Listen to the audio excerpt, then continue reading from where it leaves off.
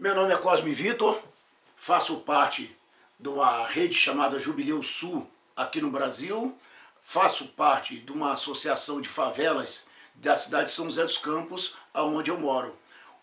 A associação, junto com o Jubileu Sul, a principal função do Instituto Jubileu Sul e da Associação de Favelas é defender as famílias pobres que moram nas áreas centrais, que nos últimos anos vem sendo colocada para fora por financiamento internacional. Então, um pouco da história dos financiamentos aqui em São José dos Campos do BID se dá em dois financiamentos. O primeiro financiamento é o Habitat Brasil BID, que teve início em 1997 e perdura até no dia de hoje, certo? Fevereiro de 2019, há mais de quase 20 anos desse projeto, e a consequência para a cidade de São José dos Campos é gravíssima, né?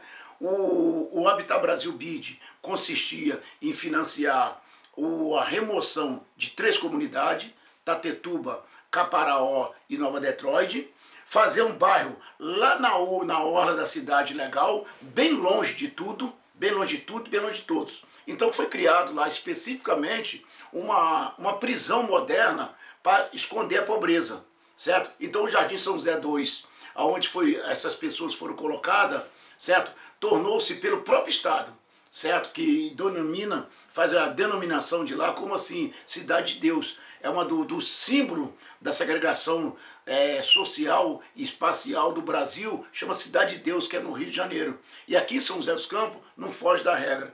O Habitat Brasil BID, a consequência dele foi, as famílias moravam numa área central, chamada Vila Nova Tatetuba, Caparaó e Nova Detroit. Nova Detroit é na zona leste da cidade, fica dentro do pátio da General Motors.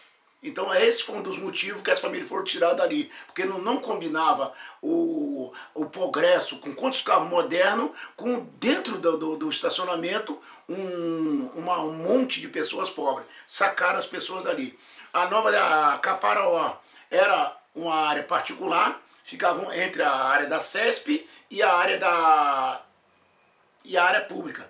Foi tirado dali devido aos empreendimentos do entorno. Então, aí a terceira é a Nova Tatetuba, fica bem na área central de São José dos Campos, fica na área bem central de São José dos Campos, que era a Nova Tatetuba. O início da Nova Tatetuba era uma olaria. O seu Toninho Ferreira fez a doação dessa área para 5 famílias pobres que trabalhavam para eles. Como ele não conseguiu indenização, ele entregou a terra. E com o decorrer do período, transformou num grande aglomerado subnormal, né? Dito favelas, certo? Em 92, a gente tem uma luta de legalização, a gente tem uma luta de direito à cidade para esses moradores. Então, de 92, a gente lutamos com aqueles moradores, os movimentos populares de São José dos Campos, lutamos com eles para dar o mínimo de dignidade para eles. Então, o que ocorreu com a Nova Tatetuba? Em 96, certo? Nós já tínhamos obtido uma área de desejo do local, já tínhamos obtido a documentação, garantia que a gente poderíamos estar morando naquele local, nós já tínhamos conseguido, junto ao poder público, um projeto de legalização que teve início. Aí teve um sinistro na área de baixo, certo? Onde vitimou uma criança, quando o trator foi passar para abrir uma das ruas, vitimou uma criança, certo? Foi isso que a oposição ao projeto, que a oposição de higienista, de gentrificação, usaram para nos tirar dali, certo? A alegação do poder público é que ela era uma área de risco, certo? Que ali não podia morar ninguém. E deu início a esse projeto, que começou em 96, quando o BID é responsável por esse massacre que aconteceu no Jardim São José II. O BID esteve aqui com um grupo e conheceu a comunidade, certo?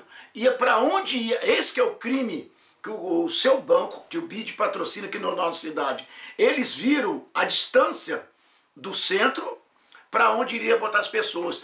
Tanto que foi isso que o poder municipal na época usou um helicóptero. Eles não foram de carro, não foram de ônibus, eles foram de avião. Tão longe que era o local onde ia colocar a pessoa. Então o BID, sabendo disso, e tem uma pesquisa que diz que a Zona Leste era um dos lugares mais violentos da região. Então o banco O Banco Mundial, chamado BID, sabe disso e soube disso e colocou, mesmo assim, deu continuidade. O que ocorreu com a gente da comunidade? Nós não entendíamos o que era o tal do BID, não sabíamos nada, só soubemos que nós estávamos sendo removidos, certo? Foi quase na véspera de começar o projeto, porque apareceu no jornal, no canto de jornal, apareceu uma matéria e apareceu que hoje é Defensoria Pública. Antigamente era o Ministério Público do Estado de São Paulo, doutor Valdeni e com a doutora Kátia, que nos alertou para esse problema que estava acontecendo. Tinha chegado lá no Ministério Público uma liminar para tirar a gente da área, certo? Com essa alegação, área de risco. Você entendeu? Aí o que nós fizemos? Junto com eles, a gente deu início, certo? A saber notícia. A primeira caminhada, nós fizemos a primeira caminhada até na Prefeitura Municipal, chegando lá, conversando com a secretária municipal de habitação, a senhora Maria Rita de Cassingulano, certo? Que não recebeu. E ela falou que era o seguinte, que como o prefeito, o senhor Emanuel Fernandes, tinha ganhado logo no primeiro turno aqui na cidade de São José dos Campos com um projeto de gentrificação das áreas centrais, então não precisava dar conta do que estava fazendo. Ele tinha que dar conta para os eleitores dele, não para a comunidade pobre. E dizendo que é o seguinte, aí nós contra-argumentamos que essa coisa tinha um projeto de reurbanização. Ela falou que tudo que uma outra administração fazia era lixo, e como lixo foi dado destino para aquilo. Então, simplesmente, todo esse projeto, certo, que tem número na prefeitura, tem tudo, ela jogou no lixo, e o BID é conivente com isso. O BID é conivente com isso, porque soube e sabe desse problema lá. E nada fez, nada fez, nada fez, nada fez. A gente foi para o Congresso, o deputado Luciano Zica, certo? Que nos abriu a porta, mandou um documento para o Banco Mundial, junto aqui no Estado, o deputado também, Renato Simões, que era Direitos Humanos da Assembleia Legislativa, nos ajudou nessa tarefa. Chegamos em Brasília, certo? Nós fomos recebidos pelo seu Wellington, que a gente não entendia qual era a função dele. O seu Wellington, que era o representante do BID, para conversar, dialogar com os movimentos populares, ele entregamos a denúncia, certo? Tudo que estava acontecendo.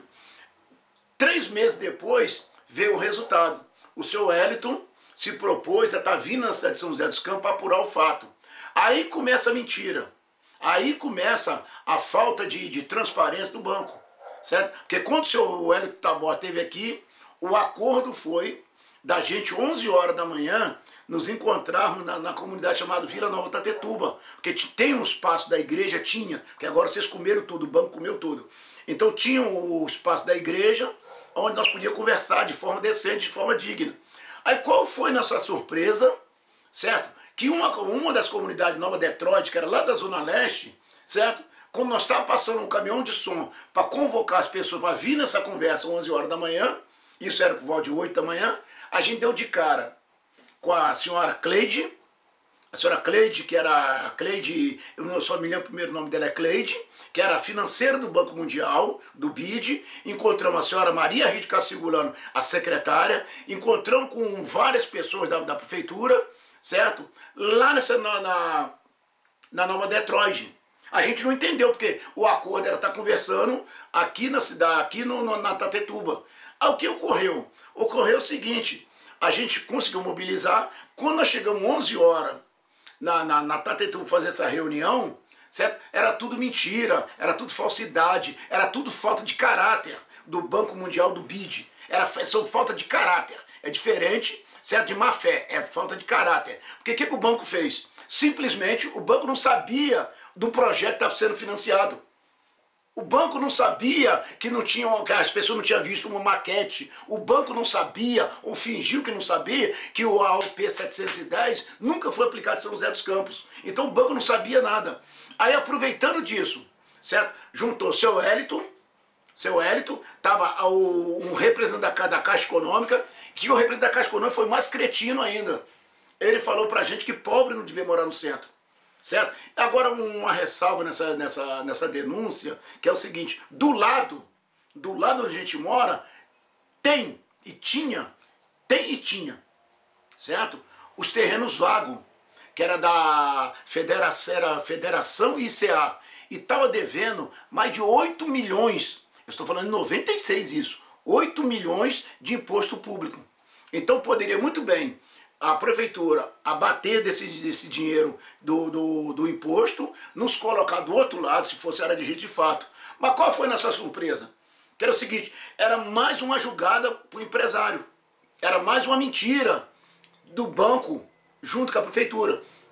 Conclusão, a gente, nessa discussão toda, à tarde, quando teve a audiência pública, certo? Mas antecede, antes dessa audiência pública, o seu Wellington, foi Cleide Taborda e foi a Cláudia Neri, os 3 representantes do banco e mais o da Caixa Econômica, a gente foi conhecer o inferno, certo? Que era o tal do Futura Obra Jardim São José 2. Certo? A distância imensa, o Wellington viu tudo isso. E nós fomos de carro. Nós fomos de helicóptero, fomos de carro. E ele viu a distância, e aí quando voltamos à tarde, certo? Foi feita uma conversa na Câmara Municipal, de qual contou com toda a comunidade, certo? De qual nós fizemos uma denúncia de fraude na lista de presença, de mentira do pregado pela prefeitura com apoio do banco, vamos frisar bem isso, o banco é responsável, porque todos esses laudos que estão aí são falsos, todos esses laudos que estão aí são falsos, certo? Como é que era obtido esses laudos, igual, por exemplo, vamos botar hoje tem reunião, a prefeitura anunciava o seguinte, hoje tem reunião sobre reciclagem, certo? O que fazia? O lanche, era colocado um lanche grande na comunidade, poucas pessoas participavam. Aí na hora acabava a conversa fiada da prefeitura, aí eles abriam a porta da igrejinha para as pessoas entrarem, para os moradores entrarem. Mas antes de entrar tinha de assinar lista de presença. Então esse foi o mote de ter presença nas pessoas. Mas nunca teve, de fato, mais do que 5, 10 pessoas da comunidade. Então esse é das denúncias. A outra, o que ocorreu também no longo desse período, certo? Quando o banco esteve aqui, certo? Fizemos 6 horas de reunião tensa, ficou constatada pelo banco a fraude, e tanto que o banco suspendeu o projeto, suspendeu outra mentira, porque suspendeu dizendo que era o seguinte, que o prefeito teria que arrecadar, certo? 80%, certo? De assinatura, certo? Em menos de 30 dias. Em 30 dias ele teria que pegar essas 80% de adesão. O que ocorreu nessas adesões? Outra mentira, outra falta de respeito, outra falta de caráter por parte da prefeitura e do banco que foi conivente com isso. O que o banco fez? O banco simplesmente voltou para Brasília, a prefeitura, uma série de ameaças aos trabalhadores pobres, certo? Mas mesmo assim, certo? Faltava 5 dias dos 30 que o banco deu, faltava 5. Só 5% tinha aderido. Então faltava no máximo 75%. Aí o que a prefeitura fez? Nos últimos 5 dias, certo? Colocou toda a sua força da Guarda Municipal, das assistentes social, dos vereadores pelegos, que era aliado ao prefeito Emanuel Fernandes, para ir dentro dessas comunidades ameaçar as pessoas. Certo? Qual a principal ameaça que foi feita que conseguiu uma grande adesão? Certo? Promessa de emprego. Prometeram emprego a uma comunidade pobre, certo? E colocaram todos eles dentro de um ônibus, dizendo que quem ia no ônibus assinasse ia ter emprego. Aí qual foi a verdadeira cara dessa ameaça? Foi que quando os trabalhadores foram lá, não teve emprego para ninguém. Isso aqui está nessa matéria aqui do jornal. Isso aqui tem um calhamaço aqui, que a gente tem tudo isso aqui, ó, são matérias de jornais. Não é o Cosmo que inventou, não é os movimentos populares, é matéria de jornais que está aqui dizendo. Aí, outra tática de intimidação, Ministério Público Estadual, ameaçando as famílias. Você vê que o Ministério Público se deu esse papel de ameaçar as famílias também. Isso foi a segunda mentira aprovada pelo banco. Conclusão, quando deu o dia, a prefeitura, falseando tudo isso, entregou para o banco. E o banco aceitou. O banco aceitou e a gente lutando junto ao fórum, a gente foi para os Fóruns Social Mundial em Porto Alegre, a gente foi para Milon Kutari, relator dos direitos humanos para habitação na ONU, e a gente foi ao Ministério da Cidade denunciar